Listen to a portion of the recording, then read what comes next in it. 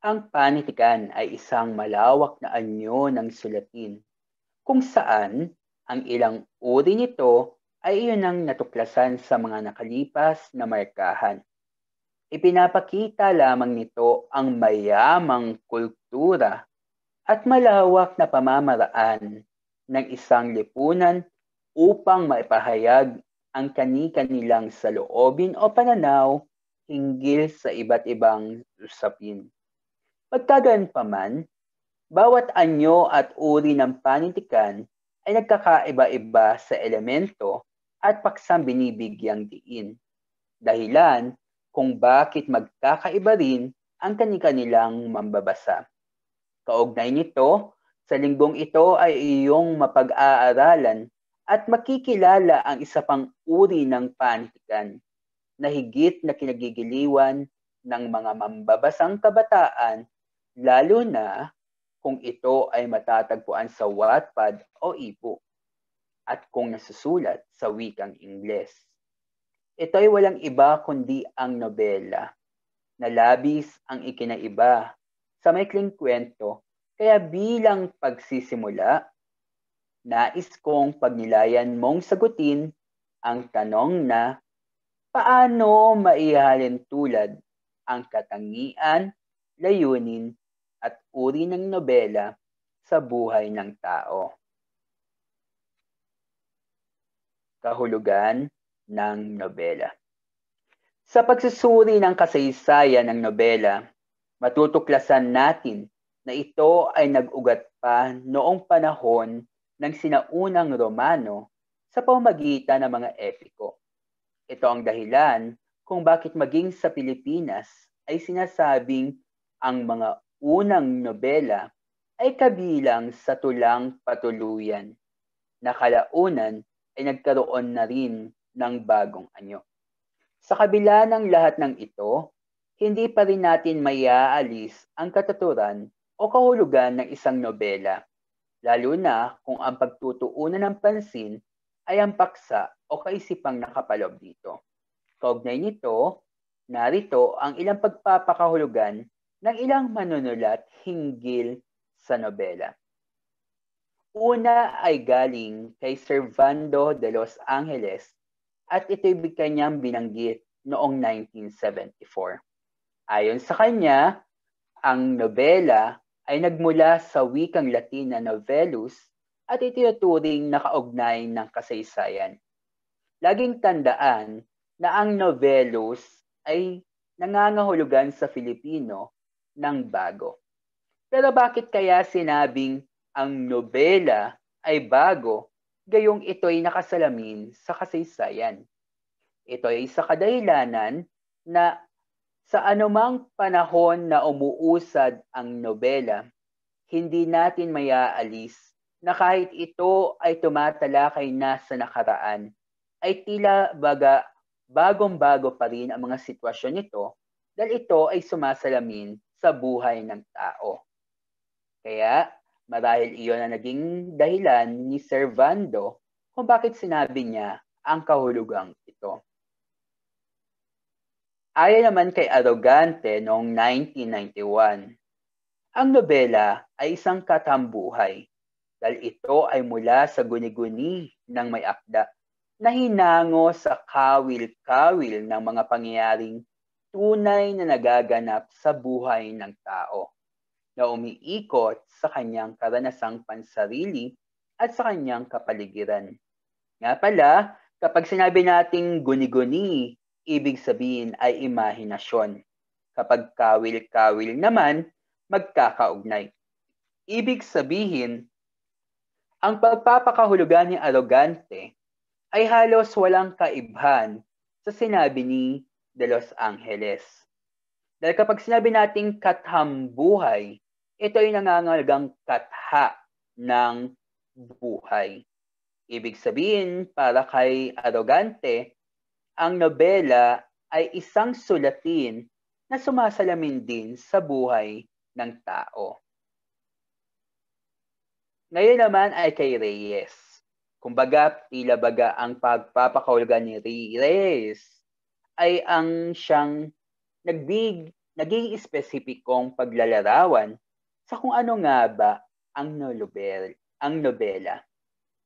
Inilalarawan ng nobela ang iba't ibang takbo ng buhay ng tao at sariling pag-uugali, mga kilos at damdaming katutubo ng bayang pinaghanguan ng matyagang sumulat.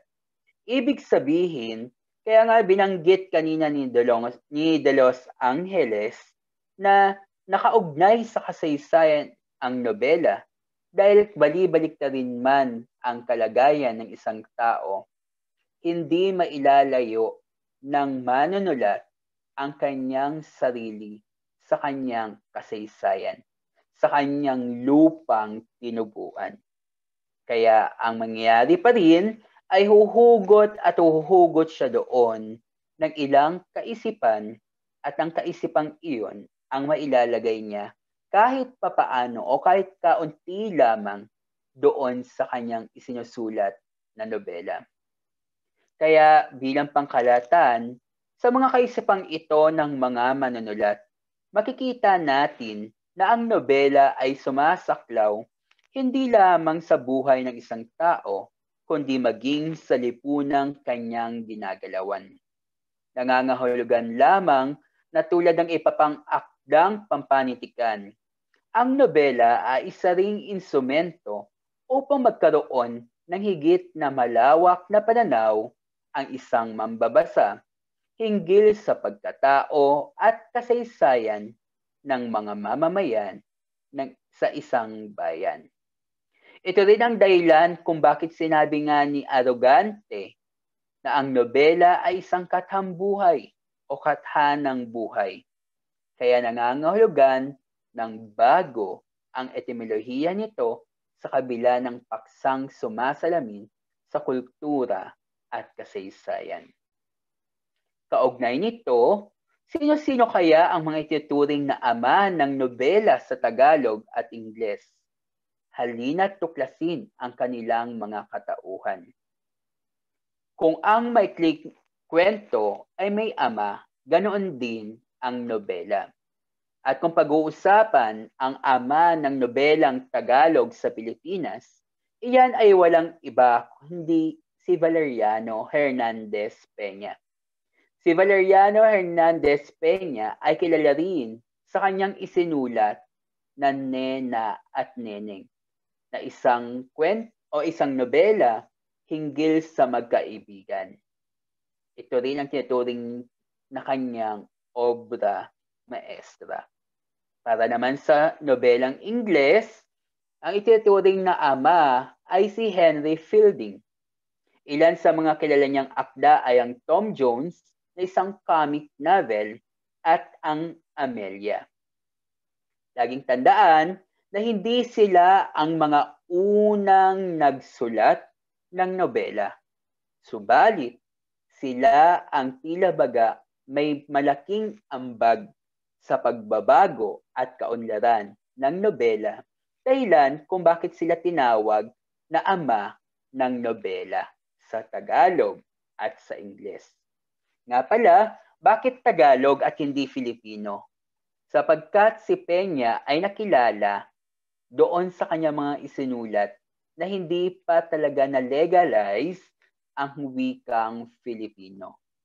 Kumbaga, mga panahon pa ng mga Amerikano or before that, siya nakilala. Kaya ama ng nobelang Tagalog sa Pilipinas.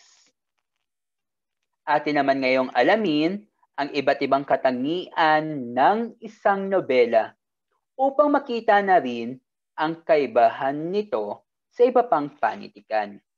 Magkaganon pa man, habang tinutuklasan ang katangian at layunin ng nobela, nais kong isaalang-alang mo ang tanong na, bakit kailangang isaalang-alang ang layunin at katangian ng nobela upang higit itong maunawaan? Katangian ng nobela. Tulad ng isang maikling kwento, ang nobela ay nasusulat rin sa tuluyan at nagsasalaysay ng istorya, subalit sa kabila ng lahat ng ito, may ilang katangian ang nobela eksklusibo rito. Naririto ang ilang katangian ng nobela na makatutulong upang lalong makita ang kaibahan ng akda sa iba pang sulatin. Una, may kwento o kasaysayan. Ang kwentong tinutukoy rito ay hindi lamang tumatalakay sa maayos na pagkakalahad ng mga kaisipan upang makabuo ng malinaw na imahe sa kwento, kundi maging ang kaugnayan ng bawat sitwasyon sa tunay na kalagayan ng buhay, fiksyon man ang nobela.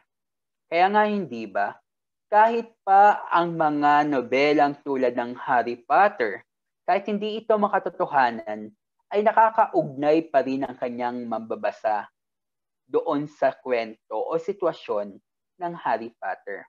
Dahil nga, may kasaysayang nakikita ang tao, may kwentong makabuluhan. At upang higit ito maging epektibo, kailangang gumamit ng malikhaing guni-guni. At ito ay tumatalakay hindi lamang sa kausayan ng manunulat na pag-ugnay-ugnayin ang mga kaisipan sa banghay ng nobela, kundi maging ang kausayan ng manunulat na ipakita na tila totoo ang mga pangyayari dito, lalo na sa mga piksyon na anyo ng panitikan. Malaki rin ang maitutulong nito upang malinang ang kakayahang o ang larawang diwa ng kwento habang binabasa ng mga mambabasa. Laging tandaan na ang kakulangan ng paggamit ng malikhaing guni-guni ay maaaring makapagdulot sa mga mambabasa ng pagkabagot. Kaya kung magsusulat ng nobela, siguraduhin na maayos ang pagkakalahad ng kwento at gamitan ng malikhaing guni-guni. Subalit, huwag lamang itong sosobrahan. Dahil sabi nga, lahat ng sobra ay masama. Ang pangatlo, may pangunahing banghay at isa o higit pang sablat o bahagi ng istorya. Ang nobela ay nagtataglay ng isang pangunahing banghay o pagkakasunod-sunod ng kwento tulad ng mga ikling kwento. Subalit, upang higit na mabigyang linaw ang mga pangyayari rito, nabubuo ang mga sablat o pantulong na banghay. Ang mga sablat din o pantulong na banghay ay nakatutulong upang maipakita ang higit na malawak na kaganapan hinggil sa isang sitwasyon na hindi lantarang inilalahad sa mga maikling kwento. Ibig sabihin, mula sa isang buong kwento, ito ay hinahati-hati pa ng mga manunulat. Pero yung sa pagkahati-hati na yon ay meron pa ring kabuluhang nabubuo. Kaya nga kung bibigyan pansin, makikita natin na tila baga isang buong kwento lang naman talaga ang isang buong nobela. Pero nagiging makabuluhan at lalong malinaw ang bawat serya nito dahil sa pagkakahati-hati na tinatawag nating kabanata. Kaya nga ika-4 na katangian nito, inahati-hati sa iba't ibang kabanata ang nobela. Ito ang katangian ng isang nobela na kaiba sa iba pang anyo at uri ng panitikan. Ang pagkakaroon ng kabanata ng isang nobela ay nakatutulong upang hindi malito ang mga mambabasa sa iba't ibang sablat ng akda tulad ng yugto sa isang dula. Tandaan na hati-hati man sa iba't ibang kabanata ang mga pangyayari sa nobela, mahalagang magkaroon pa rin ito ng malinaw na kaisipan at larawang diwa upang maging makabuluhan at makatarungan ang pagkakadagdag ng kabanata. Tandaan din na kapag naghati ka ng isang kabanata, siguraduhin na ito ay may magandang epekto sa iyong isinusulat. Dahil kahit pa magdagdag ka ng napakaraming kabanata, kung wala naman itong kabuluhan sa mambabasa, ito'y kasayangan lamang ng oras sa manunulat at sa mambabasa. Kaya upang maiwasan iyon, siguraduhin na laging nakaugnay pa rin ito sa pangunahing banghay at nasusunod pa rin ng maayos ang mga subplot na nabuo sa bawat kabanata. Ngayon naman, ang panglima, kawing-kawing ang mga pangyayari na ginagawang masalimuot. Tulad ng maikling kwento, mahalagang ang mga pangyayari sa nobela ay malinaw na naipapakita sa pamamagitan na rin ng maayos at magkakaugnay-ugnay na paglalahad ng mga pangyayari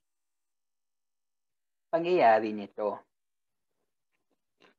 Mahalaga ring maisaalang-alang ng manunulat na ang usad ng mga pangyayari sa bawat kabanata ay pasalimuot. Kumbaga, mula sa mababaw na sitwasyon hanggang paitaas ng paitaas ang emosyong mararamdaman ng mga mambabasa. Ito ay upang patuloy na abangan ang mga susunod na pangyayari at hindi ito maging kabagot-bagot sa mambabasa.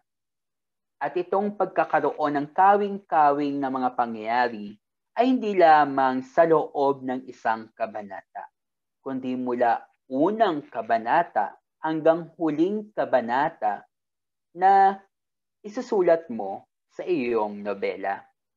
Kaya nga, babalik lang ulit tayo dun sa kanina, mula sa mga subplot, ito pa rin ay nakaangkla sa isang buong banghay. At kapag pinag-uusapan ng banghay, tandaan, ang nobela ay may banghay, mga tauhan at tagpuan na nakatutulong sa pagpapahayag ng tema. Mahalaga ang gampanin ng tauhan, pagkakaiba-iba ng tagpuan at maayos na pagkakalahad ng banghay upang maging tiyak sa mga mambabasa ang kaisipan, tema o paksang iniikutan ng sulatin.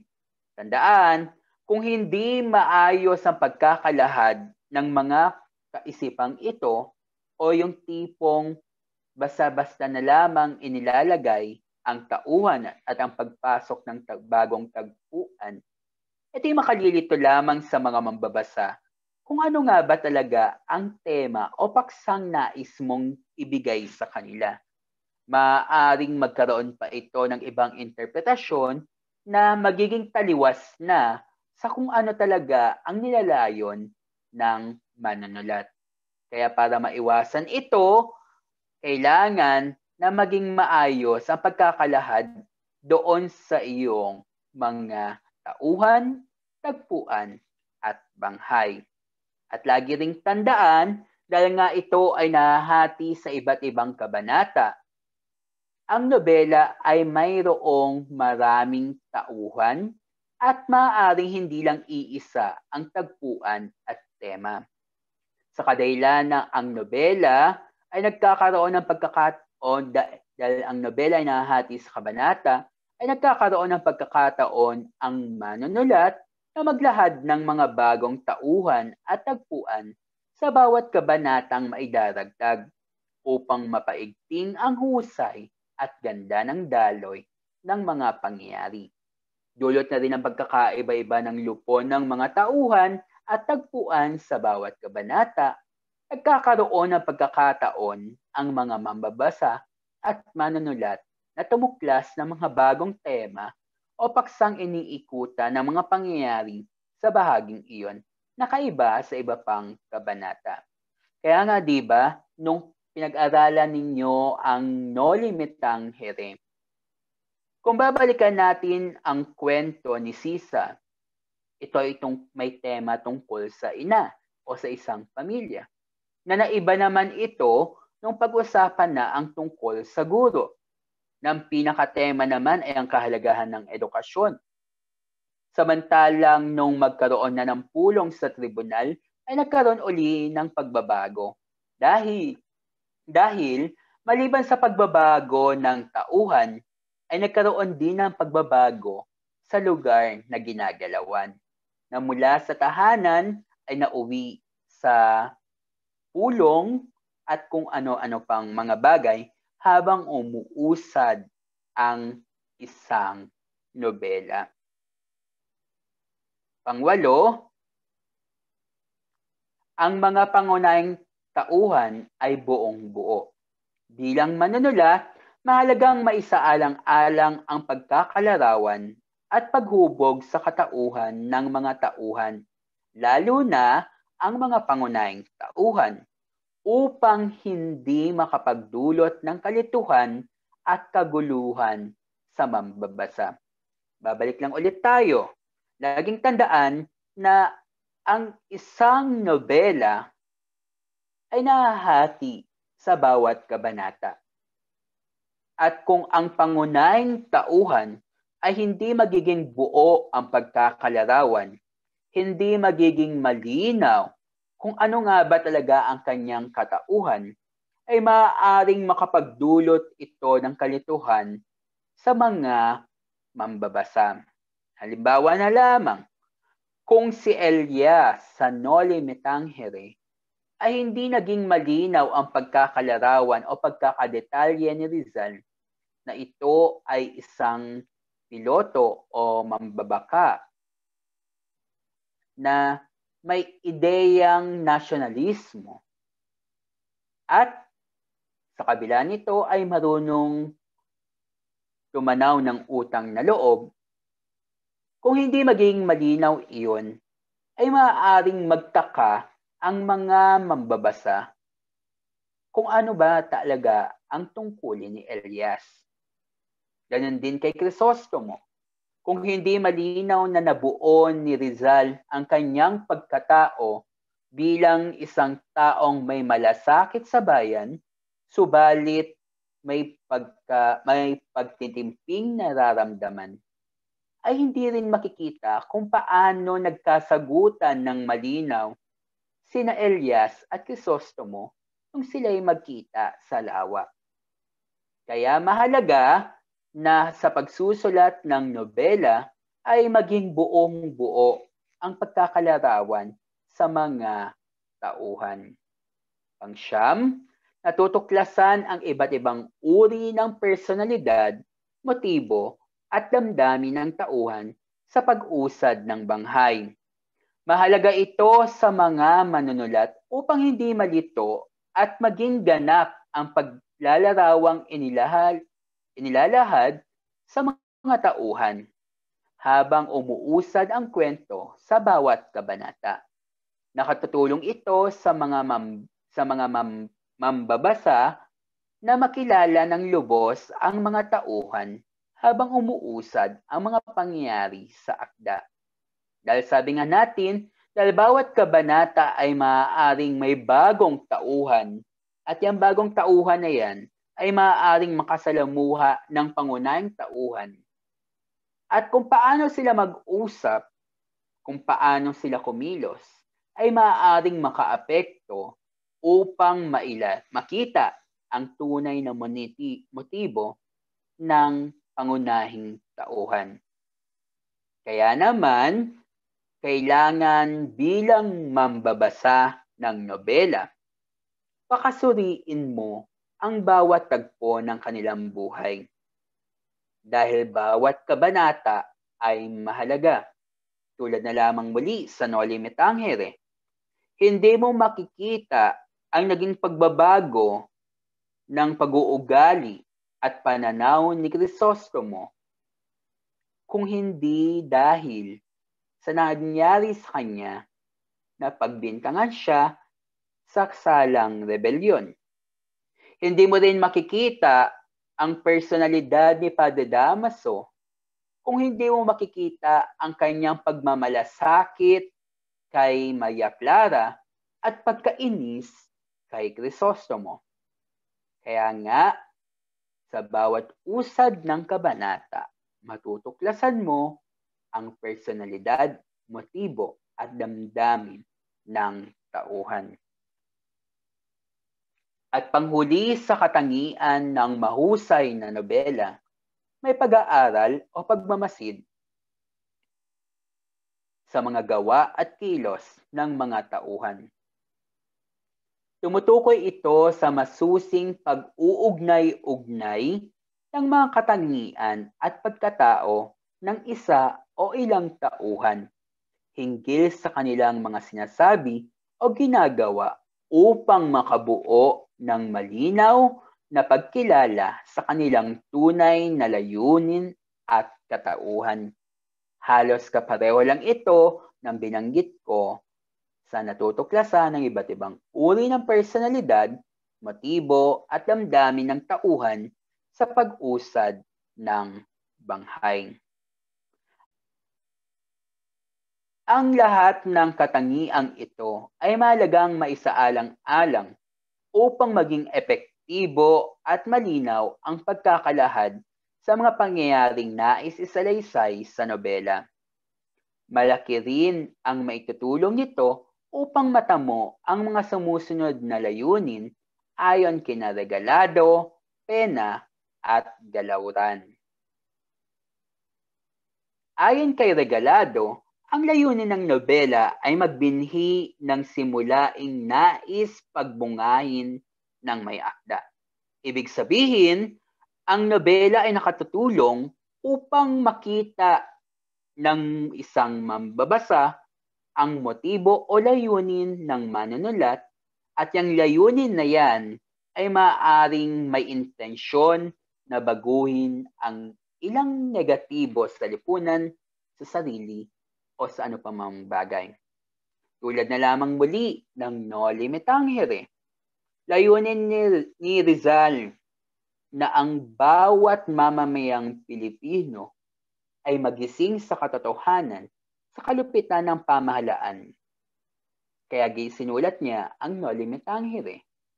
Kaya, tulad ng number 1 na magbinhi ng simulaing nais pagbungay ng may akda, yun din ang isa sa mga layunin ni Rizal nang isulat niya ang kanyang obra maestra. Pangalawa, ayon pa rin kay Regalado, ang nobela ay may layuning magdulot ng aliw sa mga mambabasa. Kung tutuusin, ito ang pinakalayunin ng nobela kung minsan sa mga manbabasa. Kaya nga maraming nagbabasa ng nobela ay dahil gusto nilang maaliw, gusto nilang malibang. At lalo na, ang mga kabataan kung minsan, ang mga kalimitang nakikita nilang nobela na nakapaglilibang sa kanila ay kadalasang may paksa tungkol sa pag-ibig sa anumang uri ng pag-ibig. At pangatlo, ayon pa rin kay Regalado, maglahad ng isang panganib na dapat iwasan at layuan. Hindi ba't ang Noli Me Tangere mismo ay naglahad ng ilang kaisipan na dapat iwasan kapag nasa pamahalaan o isa kang mamamayan. Ibig sabihin, ang nobela, kaya nga may kwento, kaya may kasaysayan, ay dahil dito tayo makakakuha ng ilang kaisipan upang maiwasan o malayuan o mabago ang mga bagay-bagay na makapagdudulot sa atin ng hindi kaaya-aya. Halimbawa na lamang din sa Harry Potter. Inilarawan doon ang kasakiman ni Voldemort, ang kanyang pagkagahaman sa kapangyarihan na kung tutuusin ay nangyayari rin sa tunay na buhay na ipinakita sa labanan nila ni Harry Potter na ang alinmang gawang masama ay hindi magtatagumpay. Ang alinmang kasakiman ay mauuwi sa kasawian. Isa itong paglalahad ng isang panganib na dapat iwasan. Yun nga lang, laging tandaan, kadalasan sa mga manunulat ng nobela, itong panganib na tinutukoy nila ay sa pangkalahatan o pang panlipunan.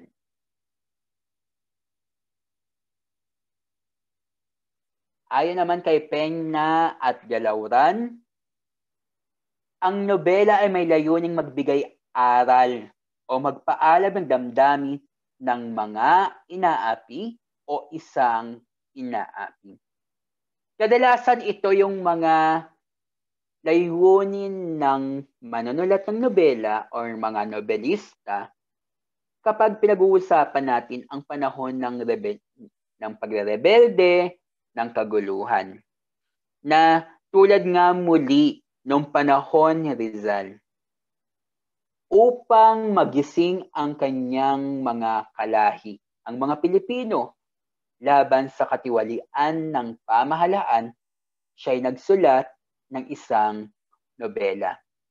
Sa kasalukuyan naman, maaari ka pa rin magsulat ng isang nobela, pero hindi na para sa term na inaapi, kundi yung mga nakalimutan. Kumbaga, ang nobela ay maaaring maging daan upang ang mga nakalimutan, ang mga nagsasawalang bahala, ang mga tanggap ng tanggap lamang sa kalungkutan o kasawian, ay magpuyos ang damdamin o mag-alab ang damdamin upang ipaglaban naman ang kanilang karapatan. Maaari mo iyang magawa sa pamamagitan ng isa pang nobela o ng iba pa. At panghuli sa mga layunin, lumutas ng suliraning pambayan at panlipunan. Ayon kay Galauran.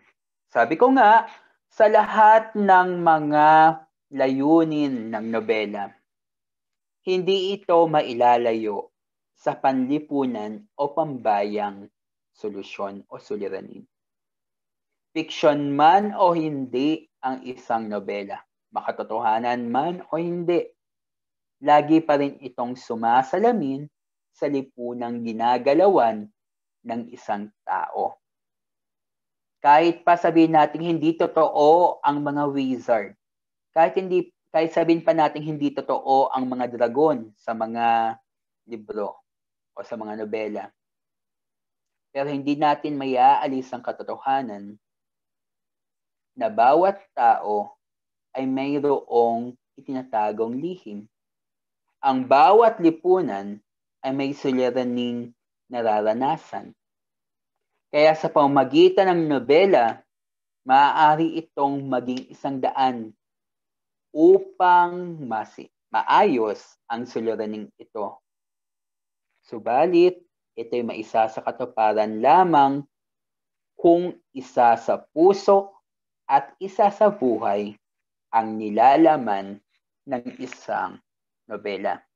Dahil kahit pa naarok ng isang tao ang layunin ng nobela, lahat ng ito, kung hindi naman niya isa sa buhay, anong silbi ng kanyang naarok? Kung hindi naman niya ito isa sa gawa, kung hindi naman ito makakatulong dahil ito'y kinimkim niya lamang sa kanyang kalooban at wala siyang ginawa, nawawalan pa rin ng saysay ang lahat ng layuning iyan, ang lahat ng motibo ng manunulat sa kanyang paglalahad. Tulad na lamang din ang Noli Me Tangere. Bawat grade 9 o mga nasa ikasyam na baitang, noon pa man hanggang sa kasalukuyan, maraming tao nang nakabasa, maraming tao nang nakaunawa. Subalit, hanggang sa ngayon, ay hindi pa rin ito ganap na nakikita. Bakit? Dahil marami pa rin ang hindi gumagawa ng paraan o tumutuligsa sa nais ayusin ni Dr. Jose Rizal. Kung pakasusuriin ang mga layuning ito, makikita na ang nobela ay hindi lamang naglalayon na magbigay libang o kasiyahan sa mga mambabasa, kundi ang makapaglahad rin ng mga bagong kaalaman at paalala sa sino mang tatangkilik ng sulatin. Ito ang dahilan kung bakit mahalaga na magkaroon ng kwento o kasaysayan na makabuluhan ang isinusulat at binabasang nobela. Ang lahat ng ito ay nais kong bigyang pansin mo at subuking isipin kung paano mo higit na mapahahalagan ang nobela bilang refleksyon ng buhay. Dahil matapos ang lahat ng aking sinabi, paano mo ba ito may sasabuhay? Ano ba ang nakikita mong paraan upang mapahalagahan mo ang lahat ng ito? At nais kong isipin mo yan, hindi lamang ngayon, kundi maging sa mga susunod na araw. Dahil sabi nga, ang solusyon ay hindi para lamang sa umpisa, kundi para rin sa mga susunod hanggang katapusan.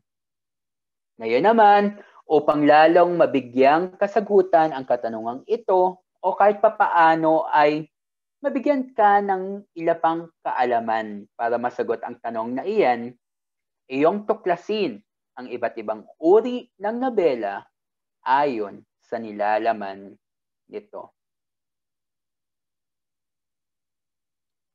Uri ng nobela.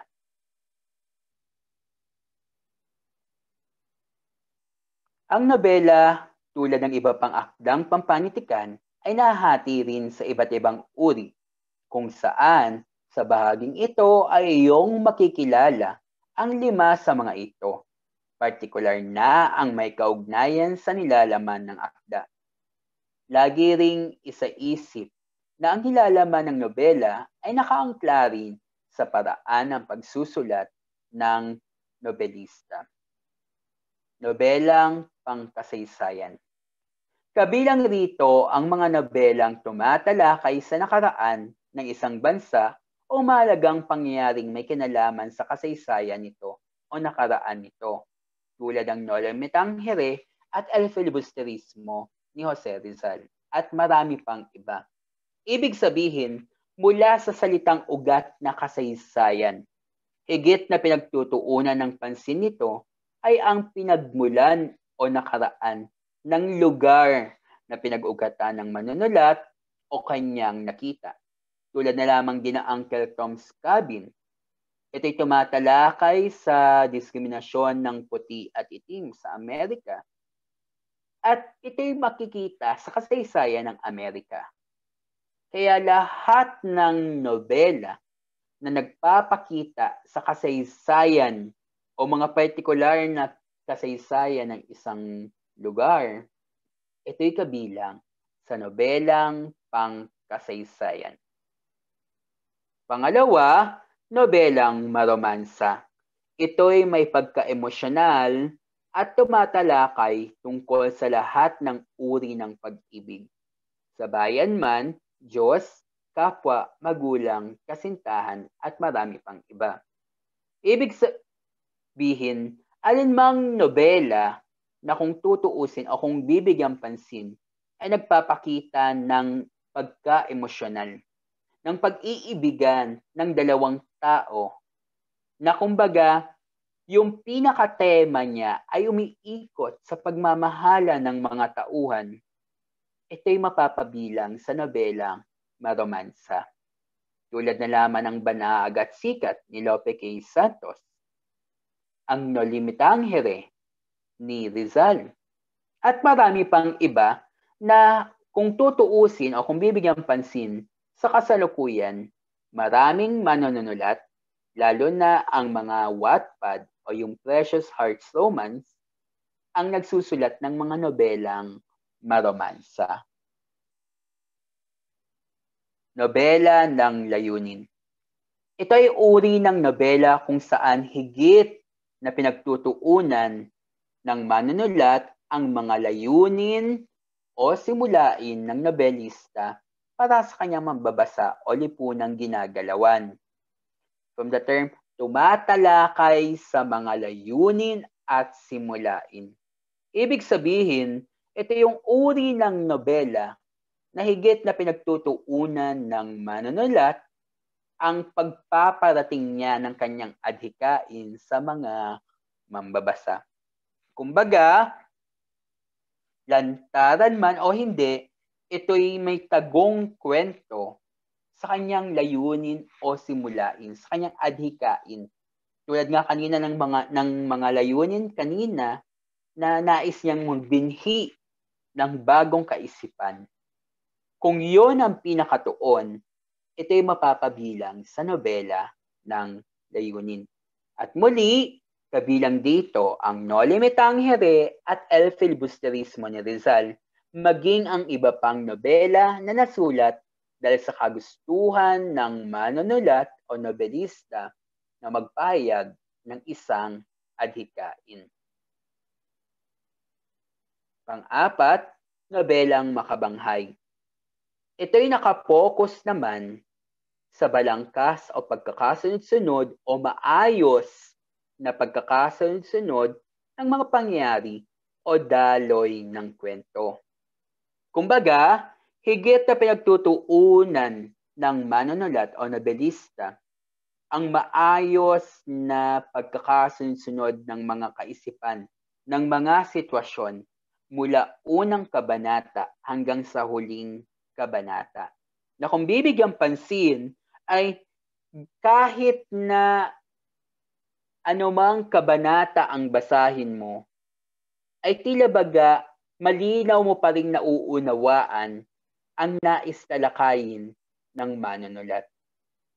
At ang kawalan ng isang kabanata ay maaaring makapagdulot na rin ng kalituhan sa ilang bahagi na nais mong tuklasin.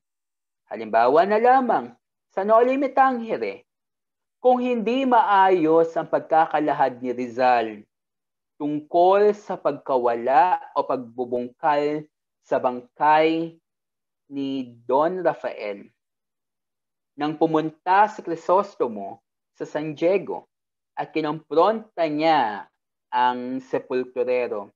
Kung hindi niya maayos na ipakita ang ugnayan ng mga yon hanggang sa kinompronta ni Rizal si Padre Salvi at nauwi na ito sa kanyang kasawian, ay hindi magiging epektibo ang nilalaman ng nobela. Kaya nga kapag sinabi nating nobelang makabanghay, mas pinagtutuunan nito ang pagkakasunod-sunod ng mga pangyayari. Inaayos niyang mabuti at binibigyang diin ang malinaw na konteksto sa mga ito. At muli, kabilang pa rin dito ang Noli Me Tangere at El Filibusterismo. Gayun din ang iba pang nobela na nailahad ng may kaayusan na balangkas tungo sa ikagigiliw ng mambabasa. At panghuli, nobelang masining. Ito'y nagbibigay diin sa mahusay na paghahanay ng mga pangyayari at paglalarawan sa pagkatao ng mga tauhan na umaantig sa damdamin at kumikintal sa isipan ng mga mambabasa. Halos katulad din ito ng nobelang makabanghay dahil nakatuol din ito sa mga pangyayari sa akda. Subalit tandaan na higit nitong pinagtutuunan ng pansin ang aesthetikong aspeto ng akda o yung ganda ng akda sa tulong ng mga simbolismo at larawang diwa. Ibig sabihin, hindi lamang yung mismong pagkakasunod ng pangyayari ang binibigyang pansin niya, kundi kung paano magiging simbolikal ang mga kaisipang ito. Kung paano mapagaganda ang pagkakasunod na to upang lalong maantig ang damdamin ng mga mambabasa. Kumbaga, sa nobelang makabanghay, nakatuon ito sa maayos na pagkakasunod-sunod sa bawat kabanata o nilalaman ng bawat kabanata sa isang nobela. Samantalang ang nobelang masining mula sa salitang ugat na sining. Nakatuon ito sa ganda, hindi lamang sa pisikal na pagkakabuo, kundi lalong higit sa simbolikal na pagkakaroon ng maganda at maayos na kaisipan ng isang nobela. Kumbaga, higit itong nakatuon sa imahinasyon kung paano magiging maganda sa isipan ng mga mambabasa ang nais ng manunulat na makita sa kanyang isinulat. Kung pakasusuriin ang mga halimbawa na ibinigay ko at kahulugan ng bawat uri ng nobela, makikita na ang isang nobela ay maaaring mapasama hindi lamang sa iisang uri, hindi tulad ng maikling kwento. Ito ay bunga na rin ng malawak na saklaw ng nobela sa aspeto ng pagkakasulat, tauhan, at tema. Magkaganoon pa man, bago magbigay ng pasya sa kung anong uri kabilang ang isang nobela, siguraduhin munang nauunawaan at nasuri na ng lubos ang akda, lalo na't magkakaiba-iba pa rin ito ng mga kaisipan at pagkakabuo. Kumbaga, hindi porke ito'y may layunin ay agad mo na itong ilalagay kaagad sa nobelang o nobela ng layunin. Hindi porke ito'y may kakaunting simbolismo ay agad na itong nobelang masining.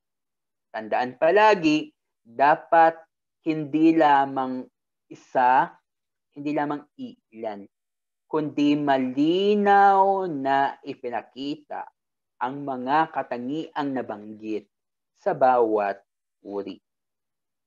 At sabi nga, ang isang nobela ay maaaring mapabilang hindi lamang sa iisang uri.